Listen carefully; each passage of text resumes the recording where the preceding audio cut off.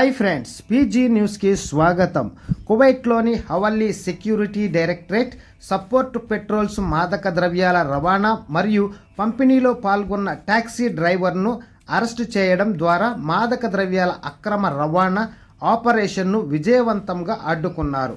నిందితుడి వద్ద 74 సాచెట్ల మెథాంఫెటమైన్ స్వాధీనం చేసుకున్నారు అని ప్యాక్ చేయబడి అమ్మకానికి సిద్ధంగా ఉన్నాయి. భద్రతా వర్గాల సమాచారం ప్రకారం సాల్మియా ప్రాంతంలో ఒక గస్తీ సిబ్బందికి ట్యాక్సీపై అనుమానం వచ్చింది. డ్రైవర్ అధికారులను గమనించినప్పుడు అతను పారిపోవడానికి ప్రయత్నించాడు, కానీ వెంటనే ఆపబడ్డాడు.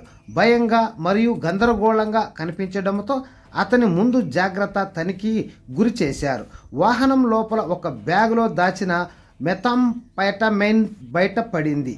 నివాస మరియు వాణిజ్య ప్రాంతాల్లో టాక్సీ ట్రాఫిక్ యొక్క సాధారణ ప్రవాహాన్ని దోపిడీ చేయడానికి మరియు అనుమానాన్ని నివారించడానికి తన టాక్సీని ముసుగుగా ఉపయోగించి డబ్బు కోసం డ్రగ్స్ పంపిణీ చేసినట్లు డ్రైవరు అంగీకరించాడు.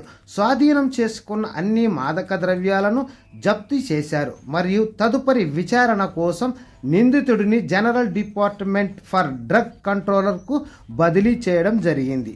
Okay friends, by, take care. Don't forget to subscribe, like, share. Thanks for watching.